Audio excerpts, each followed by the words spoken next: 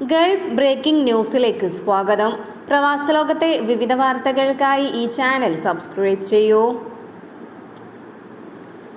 Kuwait മംഗഫിലെ തൊഴിലാളി താമസ കെട്ടിടത്തിലുണ്ടായ അഗ്നിബാധയിൽ മരണപ്പെട്ട മലയാളികൾ ഉൾപ്പെടെയുള്ള 49 പേരുടെയും കുടുംബത്തിന് $15,000 വീതം നൽകാൻ കുവൈറ്റ് സർക്കാർ തീരുമാനിച്ചു. അതത് രാജ്യക്കാരുടെ കുവൈറ്റിലെ എംബസി മുഖേന തുക 4 ദിവസത്തിനകം വിതരണം ചെയ്യും. ദുരന്തം നടന്ന അന്ന് തന്നെ മരിച്ചവരുടെ കുടുംബത്തിന് നഷ്ടപരിഹാരം നൽകുമെന്ന് അമീർ ഷെയ്ഖ് മിഷ്അൽ അൽ അഹമ്മദ് അൽ ജാബർ അൽ സബാഹ് പ്രഖ്യാപിച്ചിരുന്നു. അപകടത്തിൽ 46 ഇന്ത്യക്കാരും 3 ഫിലിപ്പീൻസുകാരുമാണ് മരിച്ചത്. 48 പേരുടെ മൃതദേഹം നാട്ടിലെത്തിച്ചു. ബീഹാറുകാരന്റെ മൃതദേഹത്തിന്റെ ശാസ്ത്രീയ പരിശോധനാ ഫലം ലഭിച്ചിട്ടില്ല. UAE കഴിഞ്ഞ ദിവസം ഈ വർഷത്തെ ഇതുവരെയുള്ള റെക്കോർഡ് താപനിലയാണ് രേഖപ്പെടുത്തിയത്. 49°C ആണ് അൽ ഐനിലെ സ്വിഹാനിൽ രേഖപ്പെടുത്തിയത്. കഴിഞ്ഞ ഞായറാഴ്ച ബലിപെരുന്നാൾ ദിവസത്തിൽ UAEയിലെ സ്വിഹാനിൽ 49.4°C ആണ് രേഖപ്പെടുത്തിയിരുന്നത്.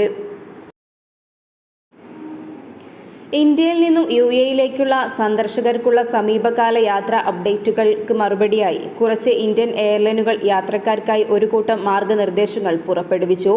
ഇന്ത്യയിലെയും UAEയിലെയും ട്രാവൽ ഏജന്റുമാർക്ക് വിമാന കമ്പനികൾ നൽകിയ ഉപദേശത്തിൽ ഇന്ത്യൻ നഗരങ്ങളിൽ നിന്നും UAEയിലേക്ക് യാത്ര ചെയ്യുമ്പോൾ യാത്രക്കാർ ആവശ്യമായ രേഖകൾ കൈവശം വെക്കണമെന്ന് എയർ ഇന്ത്യ എക്സ്പ്രസ് വക്താവ് സ്ഥിരീകരിച്ചു. സാധുവായ പാസ്പോർട്ടുകൾ, റിട്ടേൺ ടിക്കറ്റുകൾ, താമസ വിശദാംശങ്ങൾ, സാമ്പത്തിക തെളിവുകൾ എന്നിവ കൈവശം വെക്കുക.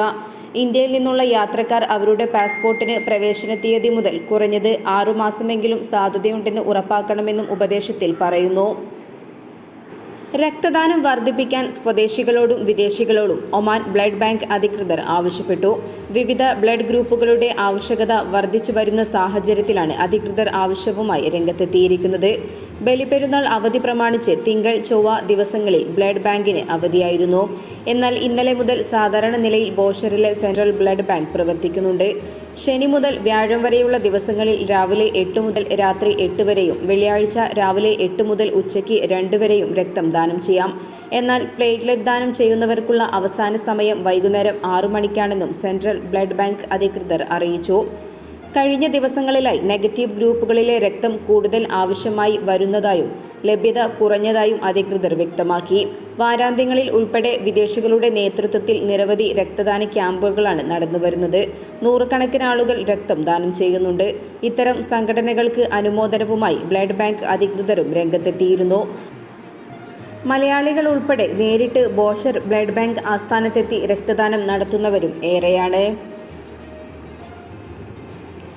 ബലിപെരുന്നാൾ അവധി ദിവസങ്ങൾ ഒമാനിലെ സ്വദേശികളും വിദേശികളും ആഘോഷപൂർവ്വം ചെലവഴിക്കുന്നു. 9 ദിവസം തുടർച്ചയായി ഒഴിവ് ലഭിച്ച പെരുന്നാളിനെ ആഘോഷപൂർവ്വമാണ് എല്ലാവരും കൊണ്ടാടുന്നത്. പെരുന്നാളിൻ്റെ ആദ്യ 2 ദിവസങ്ങളിലും വിനോദസഞ്ചാര കേന്ദ്രങ്ങളിലെല്ലാം നല്ല തിരക്കാണ് അനുഭവപ്പെട്ടത്. ദോഫാറിൻ്റെ വിവിധ ഭാഗങ്ങളിലാണ് കൂടുതൽ സഞ്ചാരികൾ എത്തിയത്. ജബൽ അക്തറിലും ജബൽ ഷംസിലും സന്ദർശകരുണ്ട്. മസ്കറ്റിലെ ബീച്ചുകളിലും കോർണിഷുകളിലുമാണ് നിരവധി പേർ ഒഴുകിയെത്തിയത്. പാർക്കുകളിലും 100 കണക്കിന് പേരെത്തി. കുടുംബമായാണ് ഇവിടെ അധിക പേരും എത്തിയത്. വിവിധ സ്ഥലങ്ങളിൽ വാഹനങ്ങൾ വർദ്ധിച്ചത് കാരണം വൻ ഗതാഗതക്കുരുക്കും അനുഭവപ്പെട്ടു. നിരവധി ആഘോഷ പരിപാടികളാണ് അധികൃതരുടെ നേതൃത്വത്തിലും വിവിധ കൂട്ടായ്മകളുടെയും സംഘടനകളുടെയും നേതൃത്വത്തിൽ നടന്നത്. വരും ദിവസങ്ങളിലും രാജ്യത്ത് വിവിധ ആഘോഷ പരിപാടികൾ തുടരും. വരുന്ന വാരാന്ത്യങ്ങളിലും വ്യത്യസ്ത പരിപാടികളാണ് അരങ്ങേറുന്നത്. അതേസമയം പെരുന്നാൾ അവധി ആഘോഷിക്കാൻ GCC രാഷ്ട്രങ്ങളിൽ നിന്നുള്ള സഞ്ചാരികൾ വലിയ തോതിൽ ഒമാനിലെത്തിയിട്ടുണ്ട്. റോഡ് വഴിയും വിമാന സർവീസുകൾ ഉപയോഗപ്പെടുത്തിയും സഞ്ചാരികൾ രാജ്യത്തെത്തി. UAEയിൽ നിന്നുള്ള സ്വദേശികളും വിദേശികളുമാണ് ഇവരിൽ ഏറെയും. റോഡ് മാർഗമാണ് ഇവർ എത്തുന്നത്. സൗദിയിൽ നിന്നും MT ക്വാർട്ടർ വഴി എത്തുന്നതും നിരവധി പേരാണ്. മലയാളി പ്രവാസികളും ഇക്കൂട്ടത്തിലുണ്ട്. സലാലയിലാണ് സഞ്ചാരികളുടെ പ്രധാന ആകർഷണം. വരും ദിവസങ്ങളിൽ ദോഫാറിൽ എത്തുന്നവരുടെ എണ്ണം ഇനിയും ഉയരും.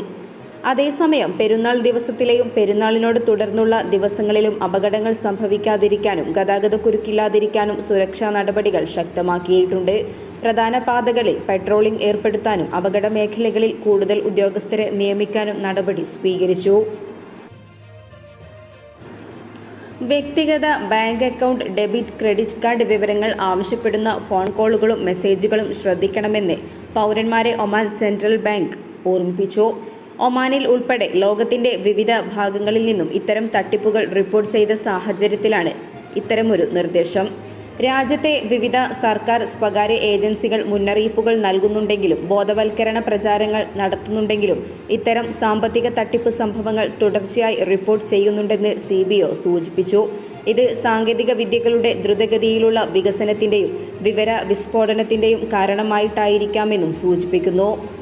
ബാങ്കുമായി ബന്ധപ്പെട്ട രഹസ്യ വിവരങ്ങൾ വെളിപ്പെടുത്തരുത്. അത് phone call, text message, social media എന്നിവയിലാണെങ്കിലും ശരി. ഇത് സംബന്ധിച്ച ബോധവും ജാഗ്രതകളുമുണ്ടെങ്കിൽ ഒരിക്കലും തട്ടിപ്പുകളിൽ വീഴില്ല.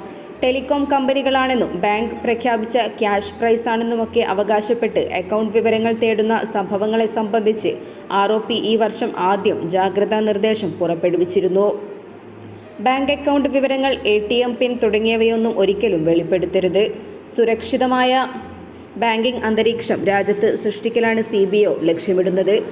ബാങ്കുകൾക്കും പണവിനിമയ കമ്പനികൾക്കും സമയബന്ധിതമായ സർക്കുലറുകൾ, നിയന്ത്രണങ്ങൾ തുടങ്ങിയവയൊക്കെ നൽകി അന്തരീക്ഷം ശുചിയാക്കാൻ CBO ശ്രദ്ധിക്കാറുണ്ട്. ഉപഭോക്താക്കളുടെ വിവരം സംരക്ഷിക്കാൻ എല്ലാ നടപടികൾ സ്വീകരിക്കാൻ ലക്ഷ്യമിട്ടാണ് ഇത്തരം പ്രവർത്തനങ്ങൾ. അതേസമയം ഓൺലൈൻ തട്ടിപ്പുകളിൽ പെടുന്നവർ പരാതിപ്പെടാൻ വൈകുന്നത് പണം തിരിച്ചു കിട്ടാനുള്ള സാധ്യത കുറയ്ക്കുന്നു. സംഭവിച്ച ആദ്യ മണിക്കൂറുകളിൽ തന്നെ ബന്ധപ്പെട്ട അധികൃതർക്ക് പരാതി നൽകുകയും കൃത്യമായ വിവരങ്ങൾ കൈമാറുകയും വേണം. അപഹരിക്കപ്പെടുന്ന പണം മറ്റ് അക്കൗണ്ടുകളിലേക്കോ വാലറ്റുകളിലേക്കോ മാറ്റുന്നതിന് മുമ്പ് ഇടപെട്ടാൽ തിരികെ കിട്ടാനുള്ള സാധ്യതയുണ്ട്.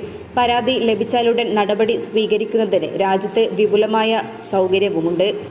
അതേസമയം ഓൺലൈൻ വ്യവസായത്തിന് ക്ഷണിച്ചും തൊഴിൽ അവസരങ്ങളുടെ സന്ദേശമയച്ചും തട്ടിപ്പിന് പുതുവഴികൾ ഇറക്കുന്നവരെക്കുറിച്ച് പോലീസും അടുത്തിടെ മുന്നറിയിപ്പ് നൽകിയിരുന്നു.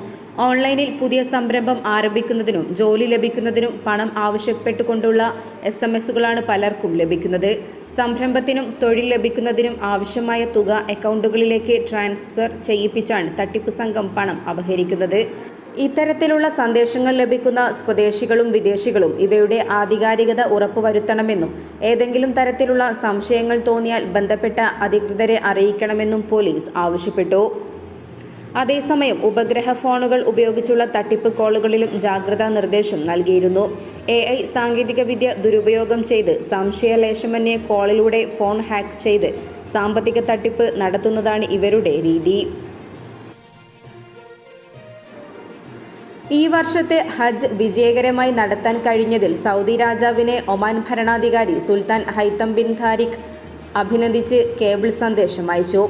സൽമാൻ രാജാവിനോട് ആത്മാർത്ഥമായ വികാരങ്ങളും ആശംസകളും അറിയിക്കുകയാണെന്നും തീർത്ഥാടകരെ സേവിക്കുന്നതിൽ സൗദി ഗവൺമെന്റും ജനങ്ങളും നടത്തുന്ന മഹത്തായ പ്രയത്നങ്ങളെ അഭിനന്ദിക്കുകയാണെന്നും കേബിൾ സന്ദേശത്തിൽ അറിയിച്ചു.